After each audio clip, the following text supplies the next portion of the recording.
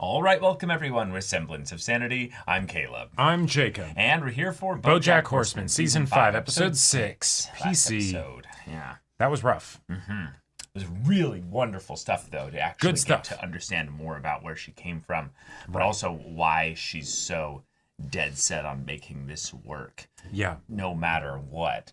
The ways in which she got lucky and didn't get lucky. Yeah. This PC episodes, just in general, don't miss. And the fact that that one happened then does make me wonder, okay, what do we get here? Because everything went to hell in a handbasket while you were gone, right? You took your eyes off of them for 5 minutes, and it's a whole disaster. So, Well, there's like 4 disasters that are being stacked up to be like set at some point within this season. So, yeah, it's going to be one of those probably, or we get another breather episode. So, I would y'all, love that. without further ado, let's get into this. Ooh. Oh. BoJack's childhood. Okay.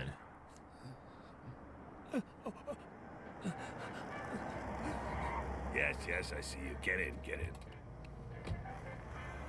All right. That's Late to pick him up from soccer practice, huh? just a bit. It was a couple hours later when I realized I was on a good run with my novel. I had this really interesting sentence that kept going for pages and pages, and I thought about how rare it is to really get in a groove like that. How most days I can't concentrate because my idiot child is blasting the television, and still you and the black hole that birthed you conspire to ruin it for me. What am I supposed to do now? Just go back?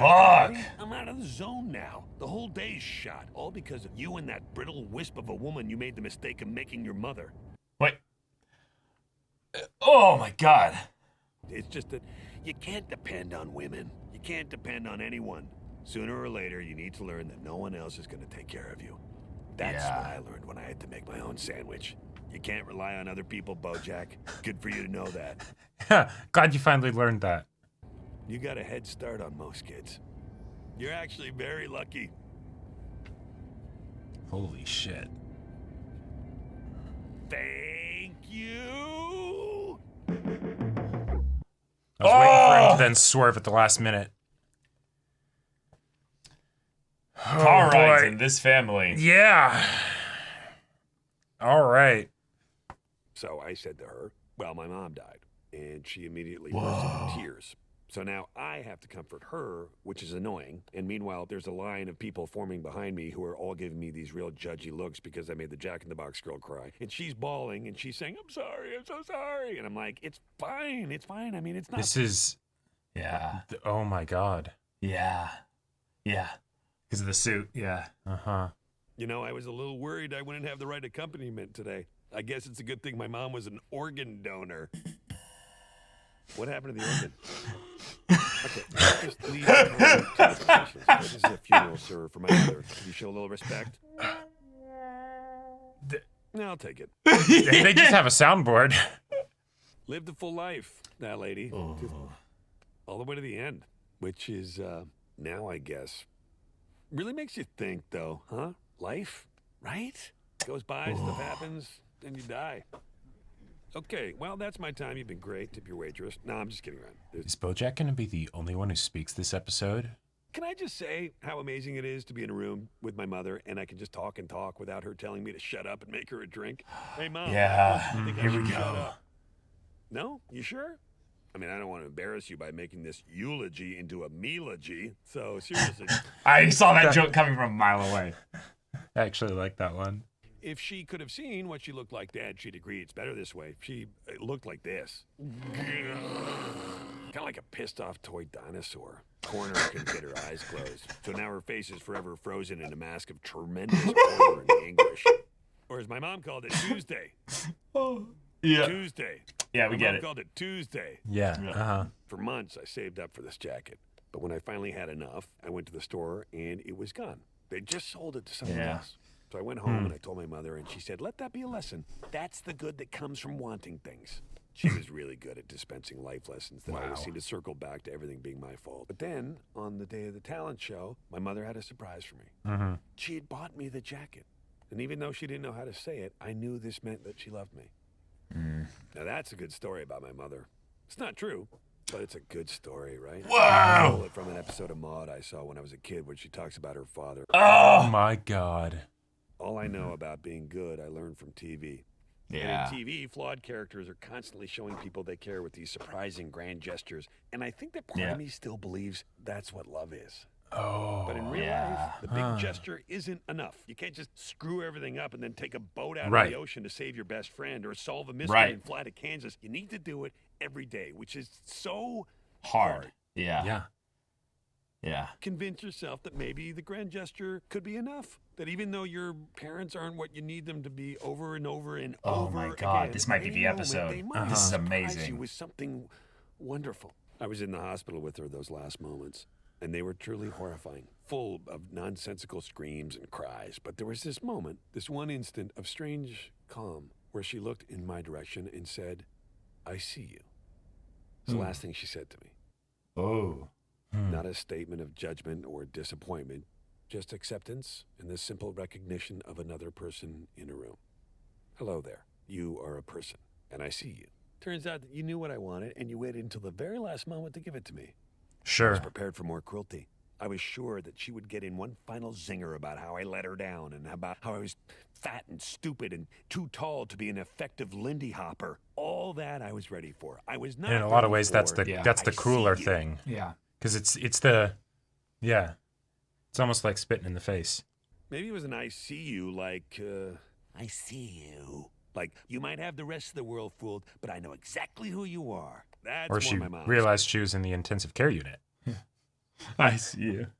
And maybe this is like the coffee cup. Maybe we're dumb to try to pin significance. Oh, that's the zoom in. Oh, Maybe yeah. says, I see you. It just means I see you. Then again, it's possible she wasn't even talking to me because, if I'm being honest, she wasn't really looking at me. She was looking just past me. There was nobody else in the room, so I want to think she was talking to me. But honestly, she was so far gone at that point, who knows what she was saying?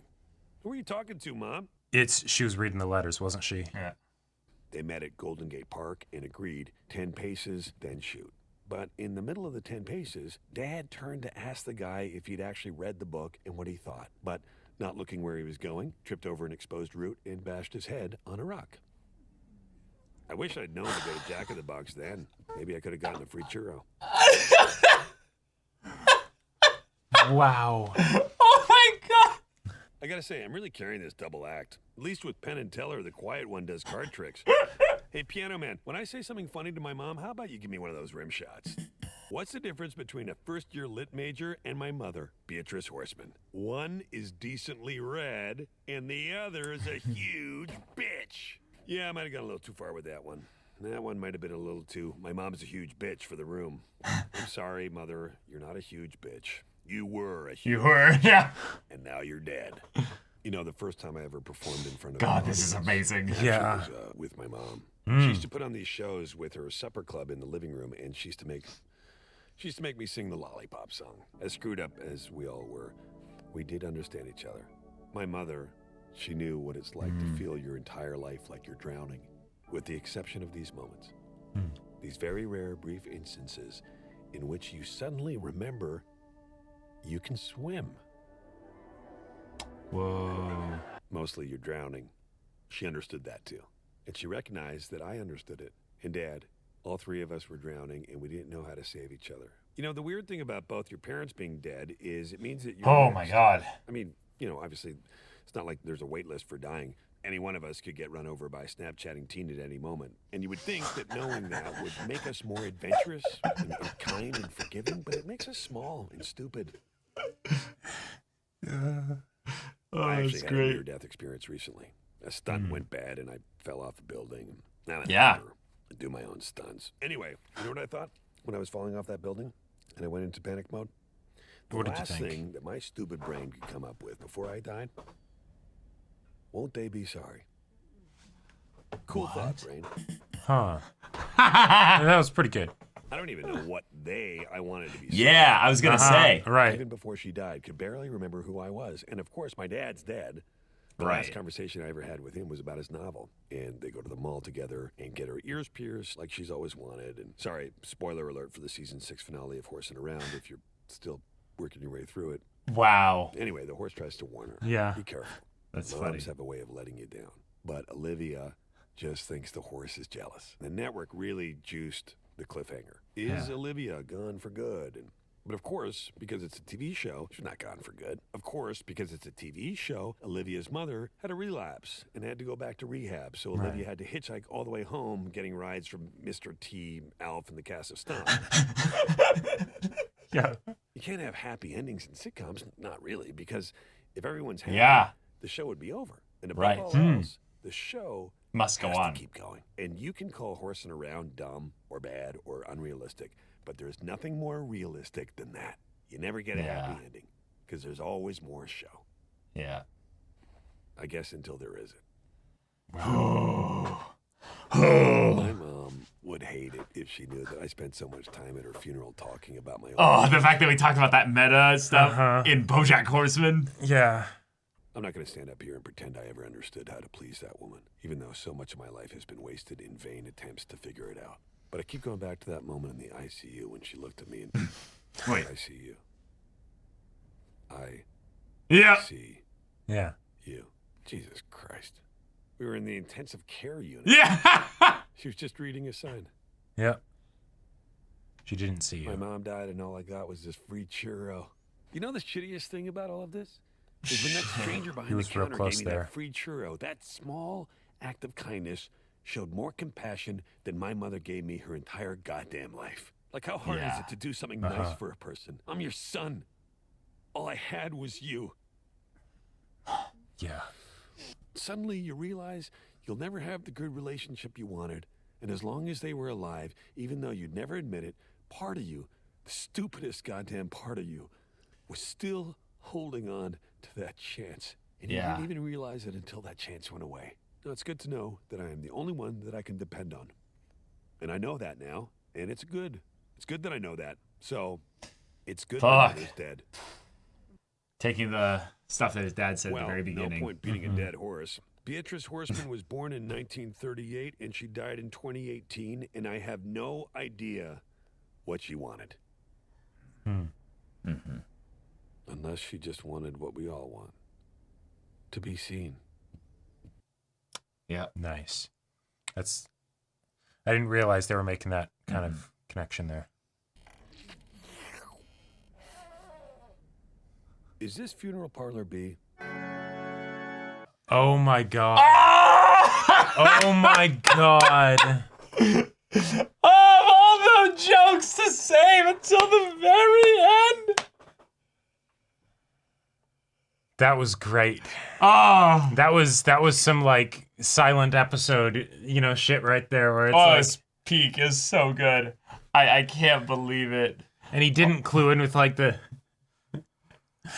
Because he's so disconnected from his mother and any people that she might have known. Right. He sees a bunch of lizards there and he's like, sure. Yep. He gave a full goddamn beautiful, heart-wrenching eulogy. Yep. About his honest feelings. Uh-huh. In front of a bunch of strangers. Yeah. About someone that's not even his mom. And no one said anything as he kept saying her name. Like, well, that's true, but the thing is that, like, what are they gonna do? Like, oh, sure. Like, but, like, the person who's going to give the eulogy for this funeral didn't. Well, no, of course. Like, they don't know. Oh, man. Oh, man. Okay. The setup to think that this was going to be a normal episode when we then transitioned from here into here, and then it's like, wait, no, it's still going, it's still going, it's still going, it's still going. Uh-huh. This churro gets longer and longer and longer. Indeed. All right. Well. Chalk that up for one of the most unique BoJack Horseman episodes ever. Yeah. It's like... that was very special. That's very different.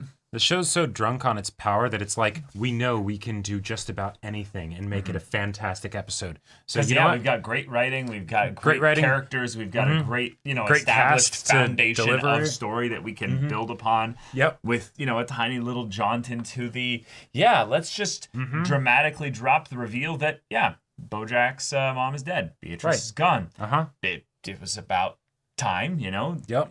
But okay, let's have a monologue episode. Right. Let's just have a gigantic monologue. Uh-huh. All to set up the joke that he's not even doing this eulogy to his mom, which is hilarious. And yet I wouldn't be see her. He couldn't see her, right? So, yeah. And yet, I would not be surprised if when he went to the actual like correct room, maybe there weren't many people there. Oh, possibly. You know, or it's the kind of thing of where maybe just his friends are there because they're like, oh, we're gonna be here for you, BoJack. You know? And they're like, where was BoJack? Probably drinking. Okay, he'll show up eventually. And then he shows up and he's like, hey. So all these people that might see you, but I just gave an amazing eulogy. I just gave an amazing eulogy in the wrong parlor. In the wrong parlor, and so now he was very vulnerable in front of all these people that might have actually like cared and like connected and all that stuff, right? And yeah. I love it from multiple angles because for one, BoJack's the kind of person that has no issues, I would say, making a joke about anything. But specifically combining that with vulnerability, I feel like he's just about at that place emotionally where he could do that. So regardless of whether it was, Mr. Peanut Butter, Diane, PC, a bunch of friends and stuff, and maybe even Todd that would be in the audience, I think he could do that in front of them just as much as he could do that in front of a bunch of strangers. Yes, because the very same part of him that makes him do the insensitive thing of making the jokes at the during the eulogy is the same thing that would let him do stuff like that, is because he's deciding he's not going to care what other people think, right? Right, he's disconnected and disassociated. Yeah, exactly. Yeah. He's self-focused enough that he wants to do this thing, and so he's going to do it. Yeah. And so then if he starts having a moment in front of a bunch of people, he's not going to care too much. No, it does affect him emotionally, and we can see a lot of really cool animation in the ways that BoJack Horseman as a show has evolved to give us a lot of unique animation with regards to his, typical horse face, because he has like the expressions. He has like 10 poses total that he'll end up like settling into in between the transitions. Oh, sure. Whereas this one gave us lots of little micro movements and tons of little things like that. So I really was immersed in his speech. I could tell rather quickly that, this is going to be just one long speech. Okay. But what's the jokes that we're going to get out of this? Oh, the I see you. You picked up on that one immediately. That totally makes sense. Because you're not going to get something so sensitive from your mother. No. Like that was such a beautiful way to sum up the well-trod territory in fiction of people being like, oh, appreciate your loved ones because you never know how long you're going to have them. And that's such sort of like at this point cliche phase that it doesn't really mean much to me, right? Like I understand it mentally, but that's about it. But the idea that he's like, no, the pining and the hoping that one day you'll have this fantastic relationship, and then suddenly you don't have that chance anymore. Right. Like that's devastating. Yeah, I that paints a picture. I feel like I know exactly what he means. That's the cannonball attached to you and you're drowning kind of thing. That's the hope, is that like, well, I'll hit the ocean floor and then I'll be able to take off this chain. But it just keeps going. There's always more show. Right. There is no happy ending. No, and hence, it just keeps going, keeps sinking. I loved the analogy where he got meta about how TV shows continue on. And then he made the joke of, spoiler alert for the season 6 finale of BoJack Horseman, probably clarifying to the audience back then that season 6 was going to be the final season of BoJack Horseman, which we know now, of course, because the show's been long over. The show's been done, yeah. But just then the idea of, gotcha. No, this show will end, and yes, it will have a happy ending. Well, it could, because it will end. Right. But therefore, just because of that inverse law doesn't necessarily apply just because the show will end. All things must end, like life, like death. All things must eventually come to its close. But or in this case, open. Does that guarantee anything? Yes, exactly. Yeah. So that was a fun little bit of commentary, and the idea that we're, having this very meta commentary on BoJack's life when the story that we're, consuming right now is effectively just BoJack's life story. This could be the natural conclusion to the story, is that we just go until BoJack dies, and then that's just it. Sure. Yeah, they could absolutely do that. I think that would make a lot of sense. I think there's the aspects of like how this episode in particular went down. I feel like it's a testament to the show's quality that you could have something like this, and in a lot of ways I feel like it writes itself. Like and that is not in any way to discredit the talent and hard work that went into creating this episode. I think it'd be really hard, honestly. I think most of us could given enough time with this show and being fans of it, could come up with a skeleton. But no, Yeah, it definitely wouldn't have anything like this kind of like polish and finesse and such. No. But the fact that it fits so perfectly into this, like it's of course, yes, BoJack's mom dies. And when she dies, of course, it makes sense to have the, hey, we're gonna have an episode that's a full monologue, basically. I don't know. I be never here, expected this. No, this is. Anybody could predict this. No. I'm not saying that people would have predicted this, but it's the knowing what you're making so well, so that way when you come up with something and then you deliver it to the audience is like, yes, I never would have expected this, but now that it's happened, I can't see it being any other way, right? Like, okay, I got you. Okay, well, yeah. I feel like when I was watching this episode, there was this part of me that didn't want to say much of anything because I felt like everything that BoJack was saying, that kind of speaks for itself, right? We're seeing his journey like a touchstone in how far he's come, how far he still has to go, and all of the struggles that he's dealt with as he's, in his own tongue-in-cheek kind of, I'm going to be the asshole that makes jokes at the eulogy because I hate my mother. Yeah. Seeing those sides of him that have changed sort of come to the surface, right? Even if he's not wanting them to, right? Like this, well, like he's making all the jokes and stuff, and then he starts to like, because I don't think this whole eulogy was like planned, like a speech where he figures out every word. He has no notes. You're right, exactly. So it's something where like he's going in and he's like making these jokes, and he's just like, hey, I'm gonna this will be part of my cathartic experience to get something good from my mother. Even if it takes her dying in order to do it, right? Right. Hey, I got the free churro. I'm going to make these jokes. I'm going to tell everybody what a shitty person she was, right? Yeah. That way, she won't get the self-satisfaction even after death of being a beautiful face that people look at, as she's still and serene in her coffin or whatever. Mm-hmm.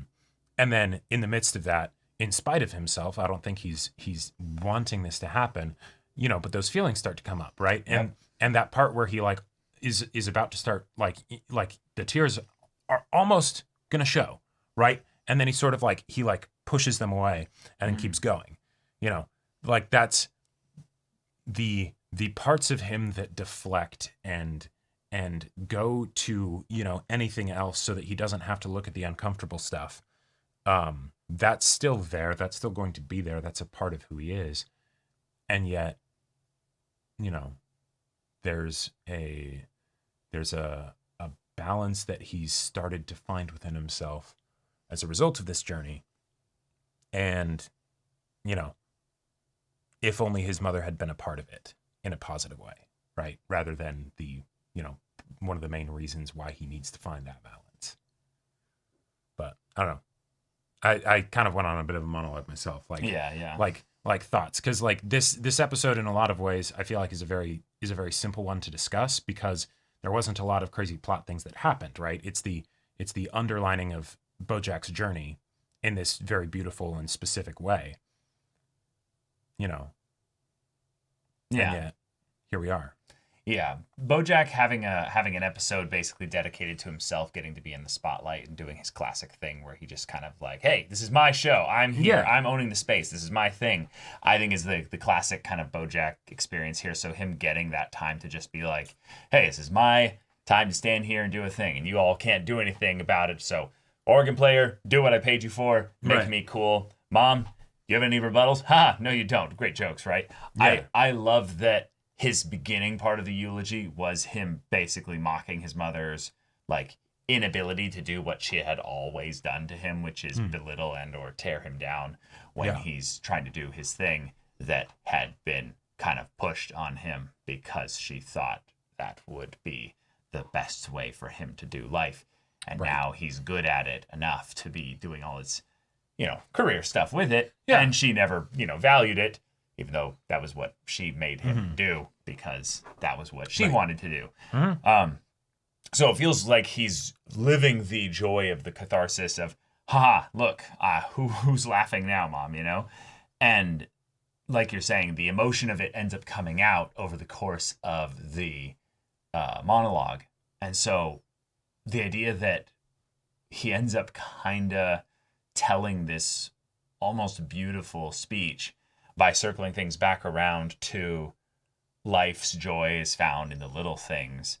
And yet, when he approaches the subject of death and what his mom wanted and what he ultimately wants, it's really just those little things. Like, and because of how shitty his life's past was, he didn't even get one of those little things. So it makes the value of the little kindness of the free churro such a moment.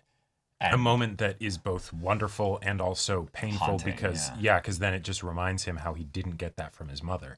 Right. And yet, oh hey, if you're ever in those like low places, BoJack, where you're like, oh, I have this emotional need that was not able to be filled by the person that I wanted it to get like filled from, and that fucking sucks.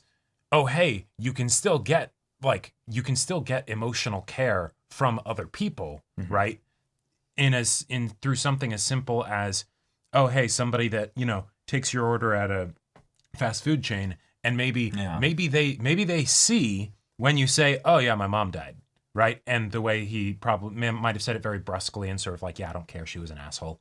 And yet maybe they saw something there where they're like, oh shit, I can tell that this is actually deeply affecting you, not just in the of course his mom died, Empathy. right? Yeah. Even though BoJack doesn't care about it at all in the overt sense, we as human beings can see the tonal dissonance when someone comes to you and says, "Oh, my mom died."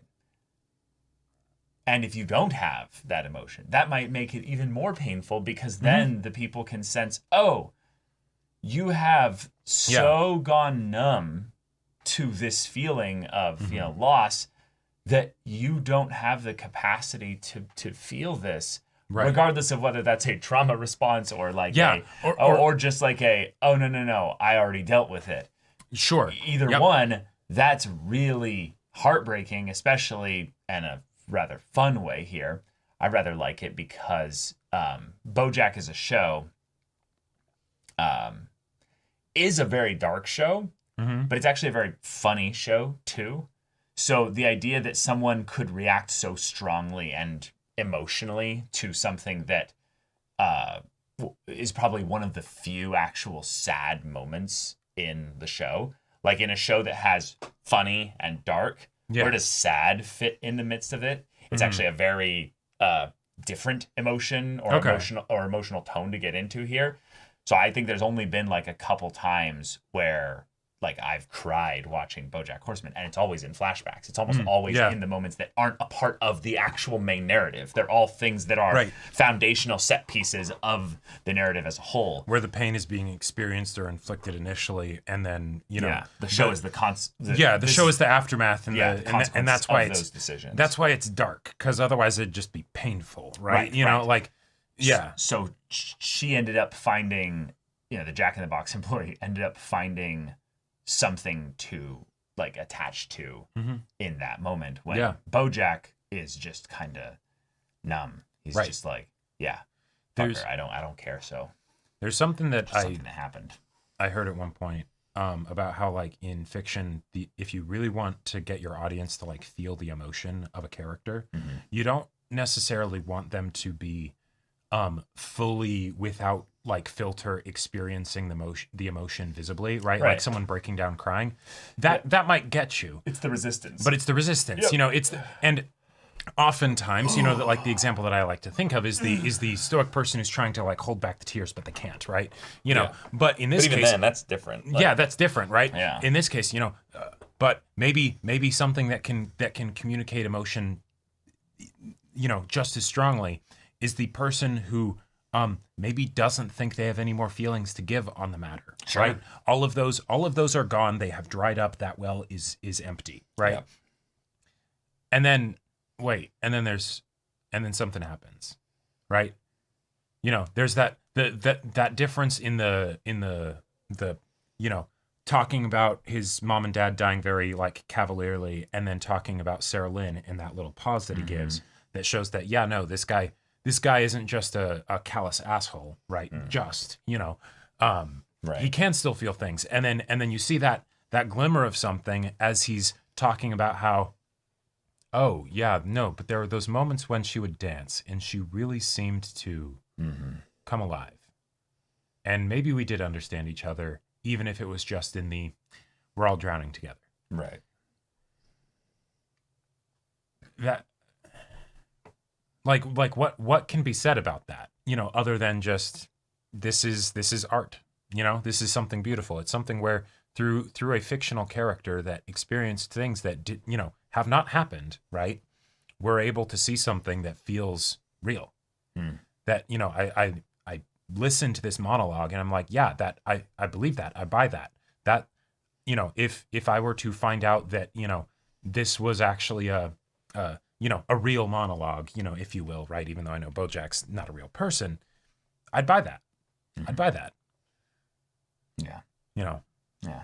I loved also the point where they changed the lighting and had him spinning, having the scene play out in front of him as he's kind of thrown back into that memory. Doesn't actually seem like a good memory. The way it was kind of displayed and stuff like that gave almost the feeling of it being this, like, he's surrounded by ghosts. Sure. He's surrounded by dead people. Okay. He's surrounded by things that are not positive. Like the actual visible body language emotion that we show on him when the scene is happening doesn't feel like he's having some, you know, transcendent moment being thrown into that there. Right. The words that he's saying are talking about the idea of that. And so, you know, you could say that maybe it represents the notion of that happening for him, you know, as fleeting as it would end up being. And yet, yeah, that just seems like something that is not terrifying, unnerving, maybe. Well, another way to put it is take the actual part that he talked about in the eulogy about it. He mentions that when he, like, there was a part, I remember what he said, I don't remember exactly what he said, but he said something about how when he thinks of his mother and father, there was something about how he was terrified of them. Yeah. But he kind of understood them.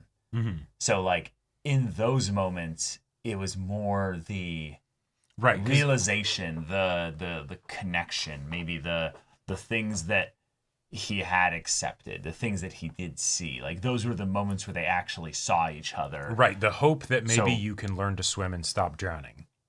But then you realize, but you're still drowning. Right. The hope, I think, is a good way to describe it. Yeah, it's like something where you, in those moments, you stop and you look around and you go, oh, this is where we are. This is where we're at. Mm-hmm.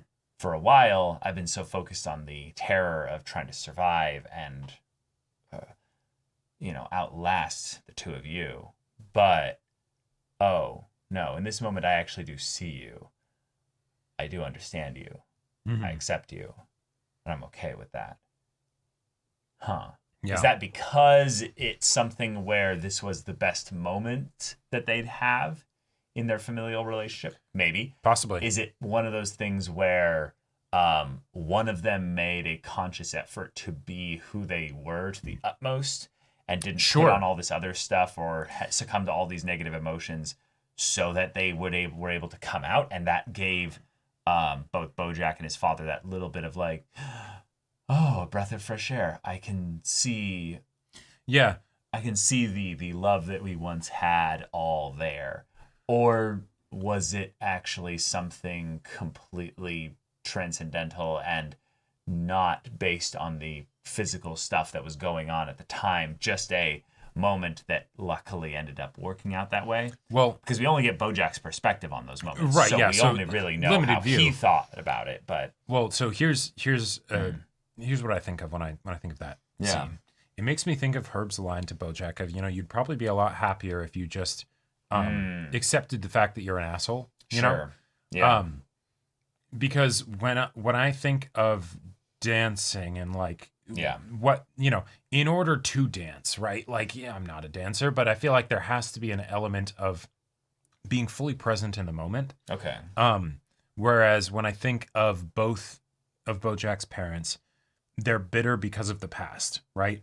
they got married and it didn't go the way they wanted, and they wished they hadn't, right? The father wished that his life ended up better and that he, became a successful novelist or whatever. Right. And the mother wishes that she was able to, pursue her artistic passions and stuff, and maybe dance, professionally or something like that, right? And then she pushes all these desires onto BoJack, and not even really the desires, more of the pain of the fact that she didn't do those things. Yeah. And so then in this moment where even if it's for something that's kind of dumb, where it's just like a party at the house and maybe the husband is banging on the, on the wall of his study being like, hey, shut up. This point where then she's like, okay, and now I'm going to dance, right? Where she's basically actually allowing herself to do the thing that she enjoys, right? That's where everything else kind of falls away. And whether whether the dad comes out to watch that just because, oh, hey, he still thinks she's, kind of hot, and oh, she puts on a pretty dress and everything and then dances, and he's like, oh, it's, maybe it's just visually nice, or maybe it's that he recognizes that, oh, hey, there is some part of her that still has that passion that maybe he, was originally so entranced by, right? That they connected over because of that kind of like mutual artistic, admiration, right? That is also now gone, right? And because it's gone and because all of this stuff doesn't happen, oh, hey, then they end up basically taking out all of their dashed dreams on BoJack, right? And now he is where he is today. Yeah. But maybe if they had taken the effort to do those things a little bit more, maybe that wasn't an unattainable, like fantasy, right? Okay. But you could actually find that even in those little moments of just a party at the house. Sure. And that's the way it all ties back, I guess, to the free churro, is that it's those little things. It's the little things. And that's the thing that ties it back to the point that he was making about grand gestures and reality of what love is. It's about the consistency. It's about the things that are harder. It's about the things that don't look like Mr. Peanut Butter doing a, grand bell library kind of thing, but it's about actually, listening and all that stuff. So I kind of love the way in which BoJack's monologue kind of summed up a recap of the show in a lot of ways. But I think this also was a very dread kind of reminder of what in some ways the stakes for this show really are. And it's about BoJack's life, and it's about BoJack finding family, about finding people that can see him and he can see for who they are. Right. And if he's going to be able to do that before the show ends, because... Yeah, the show ends. Yeah, exactly. Yeah. And if that happens, if all you get is at the end, you actually do have an ICU, Cool. Is that enough? Right? Well, is that what's something? Enough? What's enough? Sure. That's a very loaded question. That's a very loaded question. I don't even like that question. It's more the like, cool. So, yeah. Like, well, I mean, from the standpoint of the relationships with, the other people, right, exactly. Yeah, it's like, so. Yeah. But then from the standpoint of for himself, great. You managed to do it. Even if it was just at the very end, right? He's in his 50s. What does that matter if it's just for him? Like everything. Right? But like. Right? Like, because if it was just about for other people, that's something he doesn't have any control over, right? All right, but we live and we die. Yourself is gone after you die. So, Yeah. Yeah. Is it about then the seconds after that he realizes the thing? Like those moments in the present? Like, this is the thing that I kind of like, I love the potential that this episode kind of posits, is the idea of when someone says, I see you, in their final moments, you then go, oh, those were their last words. Those have extra meaning now because they were the last words. They chose to have those be the final things. And yet, the only value that I would say they have in the grand scope of things is, who is around to hear it. Like, what was the actual thing for that there? We have, obviously, Beatrice heard her own words, probably, hopefully, but BoJack as well. In those moments, she connected potentially with BoJack. Now, it might have literally just been that she saw the letters "I see you." Right. But BoJack got 10 minutes of inspiration for his speech, and potentially might have even changed his life a little bit by those few words. Right. Even if they're, it's just a coffee cup, right? Yeah, but if a tree falls in the forest and no one is around to hear it, did it even happen? So, right. So if BoJack wasn't around to hear those words, do you think they'd have any special meaning for Beatrice just because she said I don't. No, well, and that's again why it's the internals and why I think it'd be a fun come full circle, but also showing the difference. Not that I think they'd be that exactly, but this the ICU, the thing that he wanted to get from his mother, that's something, not that literally, but that the ability to be the person that could say something like that genuinely, that in a lot of ways I feel like is what BoJack has been searching for, not from the standpoint of for connections with other people, but just for himself, to be that person, right? Because he is so keenly aware of what a shitty person he is, right? And he's been in, denial of that for a very long time, and now he started to realize that. But then, oh fuck, I'm a shitty person. Right. What do I do with that? Can I ever change? Sure. Do you think I can be a good person, Diane? Right? That if that were to happen, even if no one heard it, of course it would mean so much more if someone were to hear it, right? So that he could know that somebody else out there was able to know, hey, that thing that I was struggling with for so fucking long, and I did such a shitty job, all along the way to the finish line, I did make it to the finish line. I did make some bit of progress, right? That all of that struggle wasn't in vain, right? Even if at the end of the day, it's not very much, But yeah, I'm very excited to see what stuff we get in the show after this that kind of ties back to this episode, Yeah. Well, for me, it's the spoiler alert for season 6's finale. That was about as on the nose as you can get. Yeah. Like this episode is one gigantic spoiler for season 6 finale. That's about as on the nose as you can get. Like, if there's anything ever in this show that made me think that this show wasn't going to get a happy ending, or what kind of ending it was going to get, it's this episode. Sure. This episode basically said, in very uncertain terms, but very much on the nose. Right. Loud terms, but uncertain. That this show is going to have a definitive end. Very cathartic, but not necessarily happy ending. Right. And yet, if it does, but there is the possibility of it having a happy ending, right? I feel like that's kind of... That was the point I made earlier in the discussion, that I don't think that's the point really as much, is that the show must not go on forever. Otherwise, you will not have a good show. You will get horsing around. You'll have a sitcom where in Seinfeld or whatever it's called, they just end up in jail at the end and then the show ends. It's, what's the other show with that iconic ending where the show went on way too long and then it just, I forgot what it was. But basically, BoJack is not one of those shows. BoJack is one of those shows that has a very clear, specific, limited scope. It's BoJack Horseman's story. Right. The story's about him. Yep. And so even all the flashbacks that have to do with other stuff are all directly connected to him in some way. Yep. Therefore, every story that we tell that is, less focused on him is tying back to him, at least thematically in some way. Sure. It's telling the story of someone that's in his life, which, then indirectly gives us a better understanding of, his interactions with them and... Right. And I would say that at the very least, his story will end with his giving up of acting and moving on to something else.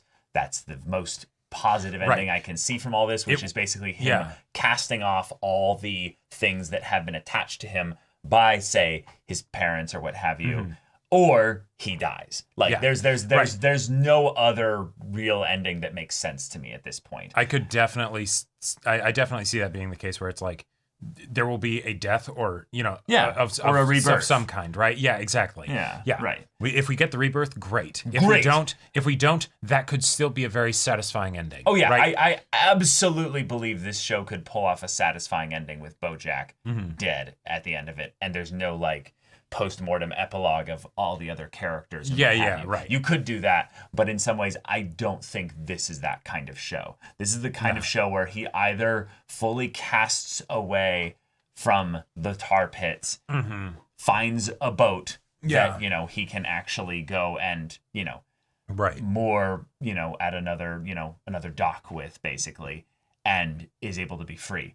If not, this episode about death and how we find even the slightest bit of meaning in the little acts of kindness of life, but also the final gasps of air of people leaving this world, I think is a fun meta bit of commentary on the ways in which they also maybe drove this point home a little bit more with the thing of the is the point of the cup in the background of the scenes, to have some dramatic philosophical meaning, and it's No. Somebody left their coffee cup there. Somebody left their coffee cup there. This is the story of BoJack Horseman. There's no grand philosophical meaning to all this. We're not trying to tackle, the great mysteries of life and what have you. We're telling human stories here. We're telling a person's story. Yes, exactly. Yeah. Right. So, really great episode. What will they follow this up with? Fun episode. Well, of course, we now start the demise of BoJack Horseman. Oh, yeah? Yes. Diane knows. Well, okay, yeah. Yeah. This episode... We have been sitting on that for a bit. This episode, if anything, to me, feels like another version of the PC episode where we sequestered the plot into a thing to the side over here. That is very true. And this episode was the yeah, he's recovered from the stunt accident. Right. He's recovered from his near-death experience. Sure. Okay. Oh, what's the next most dangerous thing to happen to BoJack that could happen very soon? Oh, Diane ends his whole career by starting to write a thing on what BoJack did. Mm-hmm. Yeah. I think that's due. Now, effectively, with this episode. This episode, very much drew like almost target reticle on my end. It's been due since the episode where Diane was left with that question, right? She has the tape and everything, and we did the PC thing, and now we did this very particular BoJack episode. I would be surprised if they managed to figure out a way to do another sequestered episode after this. That still feels like it wouldn't be about Mr. Peanut Butter. Yeah, no. It wouldn't be about Todd. Right, we already had a Diane one earlier. You could maybe have an episode where it's Diane as she's debating whether or not to actually, but then it wouldn't be it wouldn't be a sequestered episode. Then it would be something with BoJack involved. Stuff happens, and then at the end of the episode, it goes public. Because there's not really anybody else who I could think of that would be right. And yet at the same time, this show has surprised me so many times that I fully believe that it would be perfectly capable of making another one happen. Oh God, yes. And yet I get the feeling with how this episode went, they're not going to choose to. No. But y'all, thank you so much for watching this episode's reaction and discussion. If you want to see the next episode's reaction and discussion right now, though, go check out the link in the description below for our Patreon. You get on early access there. You can watch full-length timer reactions there, and all this comes with Discord access, so you can chat with us in the community there about this show, about animated shows in general. And also be sure to check out our Twitch channel. See if any of that interests you. We'll see you there. But until then, we're Semblance of Sanity. I'm Caleb. I'm Jacob. And we'll see you all next time.